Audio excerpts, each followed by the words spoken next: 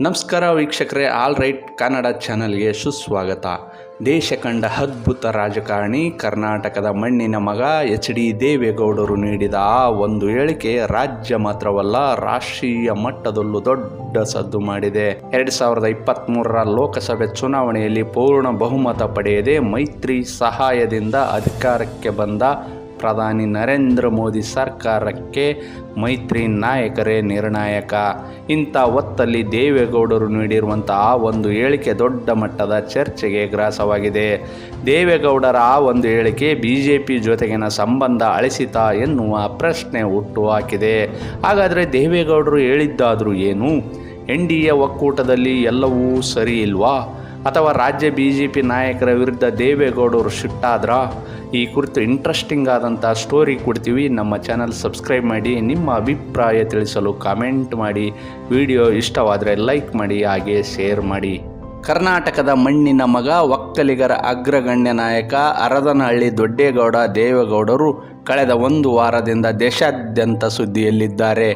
1994ರಲ್ಲಿ ರಾಜ್ಯದ 14ನೇ ಮುಖ್ಯಮಂತ್ರಿಯಾಗಿ ನಂತರ 1996ರಲ್ಲಿ ದೇಶದ 11ನೇ ಪ್ರಧಾನ ಮಂತ್ರಿಯಾಗಿ ಜಗತ್ತಿನ ಗಮನ ಸೆಳೆದಿದ್ದ ದೇವೇಗೌಡರು ಮತ್ತೊಮ್ಮೆ ಇಳಿ ವಯಸ್ಸಿನಲ್ಲಿ ಸದ್ದು ಮಾಡುತ್ತಿದ್ದಾರೆ.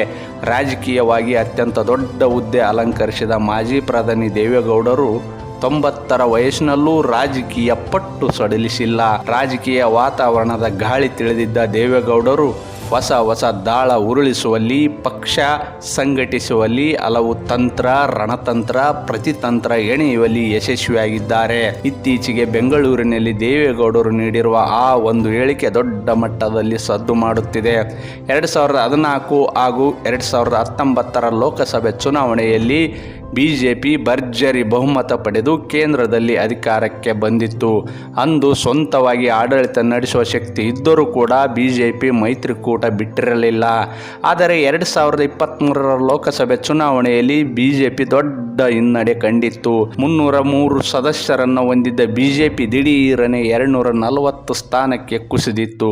ಆ ಸಂದರ್ಭದಲ್ಲಿ ಪ್ರಧಾನಿ ನರೇಂದ್ರ ಮೋದಿ ಅವರನ್ನು ಕೈ ಹಿಡಿದು ಮೇಲೆತ್ತಿದ್ದು ಬೇರ್ಯಾರೂ ಅಲ್ಲ, NDA ಮಿತ್ರ ಪಕ್ಷಗಳು. ಅದರಲ್ಲೂ ಮಾಜಿ ಪ್ರಧಾನಿ ದೇವೇಗೌಡರ JDS ಪಕ್ಷವು ಒಂದು. ಇವರ ಸಹಕಾರದಿಂದ 292 ಸದಸ್ಯರ ಬೆಂಬಲದೊಂದಿಗೆ ಪ್ರಧಾನಿ ನರೇಂದ್ರ ಮೋದಿ ಅವರು 3ನೇ ಬಾರಿಗೆ ದೇಶದ ಚುಕ್ಕಾಣಿಯನ್ನು ಹಿಡಿದಿದ್ದರು. ಕೇಂದ್ರ ಸರ್ಕಾರ ಕೂಡ ಅದಕ್ಕೆ ತಕ್ಕಂತೆ ಮಿತ್ರರಿಗೆ ಸೂಕ್ತ ಸ್ಥಾನಮಾನ ನೀಡಿ ಗೌರವಿಸಿದೆ. ಕರ್ನಾಟಕದ ಮಾಜಿ CM ಕುಮಾರಸ್ವಾಮಿಗೆ ಬಹುದೊಡ್ಡ ಸಚಿವ ಸ್ಥಾನವನ್ನು ನೀಡಿದೆ. ಹೀಗಾಗಿ NDA ಮೈತ್ರಿ ಬಗ್ಗೆ ದೇಶದಲ್ಲಿ ಯಾವುದೇ ಅಪಸ್ವರ ಕೇಳಿ ಬಂದಿರಲಿಲ್ಲ. ಆದರೆ ಫಾರ್ ದ ಫಸ್ಟ್ ಟೈಮ್ ದೇವೇಗೌಡರು ನೀಡಿರುವಂತಹ ಹೇಳಿಕೆ ದೊಡ್ಡ ಮಟ್ಟದ ಚರ್ಚೆಯಾಗಿದ್ದು ರಾಷ್ಟ್ರೀಯ ವಾಹಿನಿಗಳಲ್ಲಿ ವಿಶ್ಲೇಷಣೆಗೆ ಒಳಪಡುತ್ತಿದೆ. ಮುಂಬರುವ ಕರ್ನಾಟಕ ಸ್ಥಳೀಯ ಸಂಸ್ಥೆ ಚುನಾವಣೆಯಲ್ಲಿ BJP ಹಾಗೂ JDS ಪಕ್ಷಗಳು ಪ್ರತ್ಯೇಕವಾಗಿ ಸ್ಪರ್ಧೆ ಮಾಡಲಿವೆ. ನಾವು BJP ಜೊತೆ ಯಾವುದೇ ಹೊಂದಾಣಿಕೆ ಮಾಡಿಕೊಳ್ಳಲ್ಲ. ರಾಜ್ಯ BJP ನಾಯಕರ ವಿರುದ್ಧ ದೊಡ್ಡಗೌಡರು ಸಿಟ್ಟಾಗಿ ಮಾತನಾಡುವ ಜೊತೆಗೆ ಕೇಂದ್ರದಲ್ಲಿ ನಮಗೆ ಯಾವುದೇ ಸಮಸ್ಯೆ ಇಲ್ಲ, ಆದರೆ ಸ್ಥಳೀಯವಾಗಿ ತೊಂದರೆ ಇದೆ ಎಂದು ಪರೋಕ್ಷವಾಗಿ ಹೇಳಿದ್ದರು.